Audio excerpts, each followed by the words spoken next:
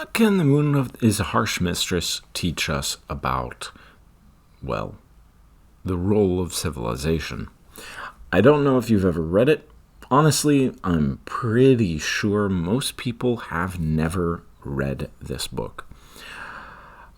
I feel like many people have a really negative outlook on it. However, I think that it is something that a lot of people really should study because, and here we go, the first section of the story is called That Dinkum Thinkum. And the literal function of this point of the story is to introduce, where are you? I don't see it. Oh, well. Oh, that's right, it mentions it before. Holmes 4 has achieved self-awareness and developed a sense of humor. It is named Mike, after Mycroft Holmes. And this entire story is about the introduction of this first really sentient creature. And I love how he portrays this story, because we tend to forget that there is actually more progress than humans staying on Earth. We are not going to stay on Earth endlessly. I think many people will, but honestly, I'm pretty sure a huge portion of... Let's refer back to a previous thing I just did. I believe that would be the Stellaris video.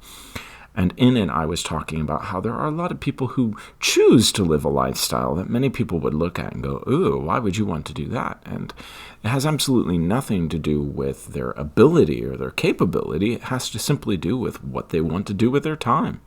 I, for example, have almost no interest on staying on Earth.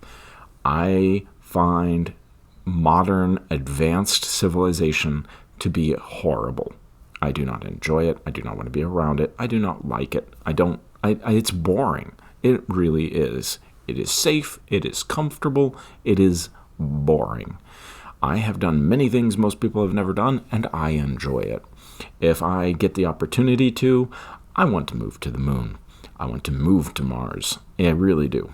I would not hesitate if it was just me and I was not getting to be to the point where it's kind of a little late for me to go to Mars. Well, I would be hopping on the rocket and going. Obviously, I really won't be able to do that, but there's actually a lot of places here on Earth where they still really actually need a lot of progress and a lot of an improvement on how things are done.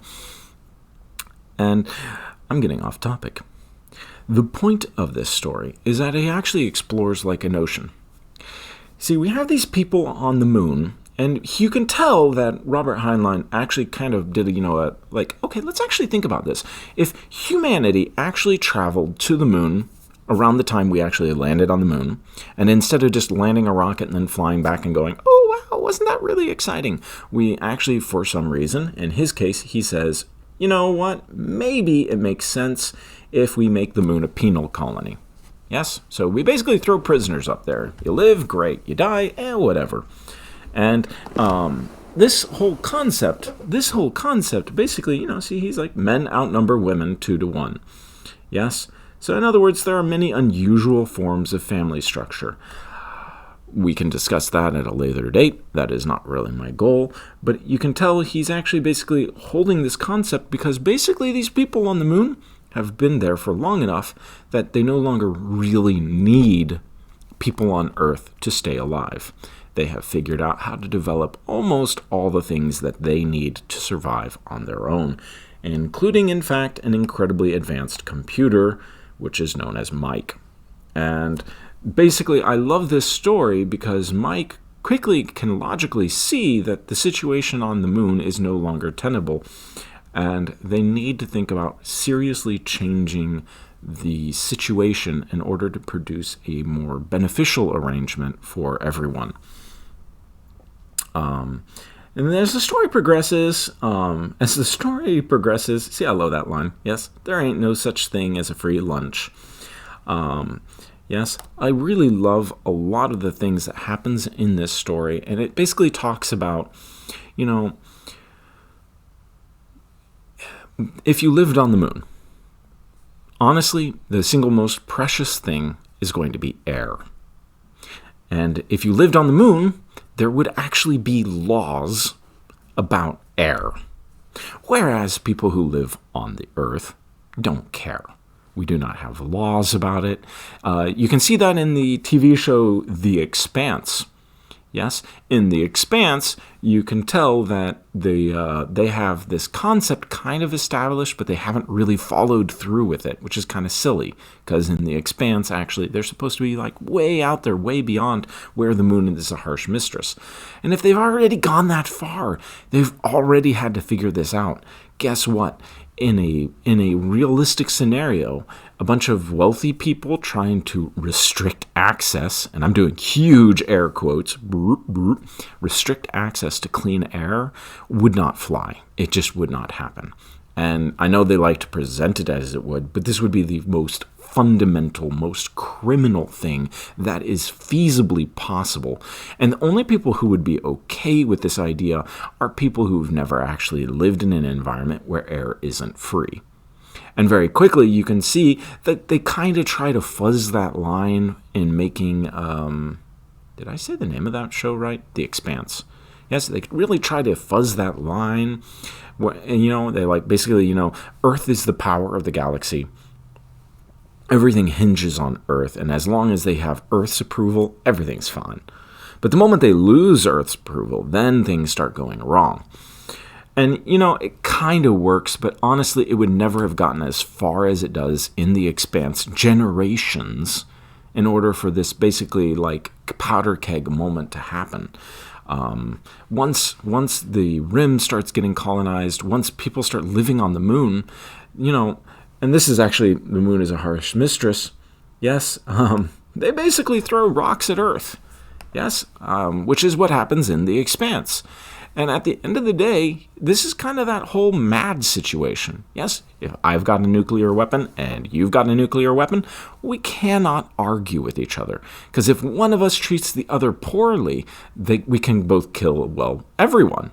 And that forces a certain level of understanding and communication. And the same applies to, space. See, he's basically like, guess what? If people are on the moon, they have a way to basically blow up the planet. So, if we piss them off, they can blow us up, and it's over. It's over. Like, they can send us back to the Stone Age. And, it's important to note that the people on the moon are theoretically able to survive without the Earth. Realistically, in the real long term, they'd probably fall and die, and even he kind of addresses that in this story. He's just like, I don't want to go into it too far, but he does a good job. He does a great job of establishing this notion that once humanity stretches beyond this place, there is going to be rule of law in regards to the value of air. Air will have value. The same applies to water. After air comes water, and the same applies to food. And, he makes a reference, and he's like, if someone's running out of air, and you have the ability to give them air, and you don't, everyone in society on this story will kill you. You'll be like, man, you're a monster. You're horrible. How could you do that? Get out. And they just basically kick him out of civilization, which is a death sentence. Again, spacing, right? It's going to be really easy, guys. And then he's basically like, but at the same time, if you loan someone air and they get back and they don't ever thank you or do something to pay you back, you have every right to kill them and no one would care. Yes, because air has value. Holding it back because they can't pay you back when you're outside walking around on the moon is ridiculous. Of course they can't pay you back when you're outside. But once you get back, they better pay you for that. Yes, there are rules, there are laws, there are codes of conduct. And this story does a fantastic job of talking about it. If you're at all interested, I strongly recommend actually reading the real book. It is one of the single best looks at the future, and it would not surprise me at all if the author of The Expanse actually read this book and used it as source material for a lot of his ideas, because this is one of the best, most realistic portrayals of what future travel will be like into space. You guys have a good one.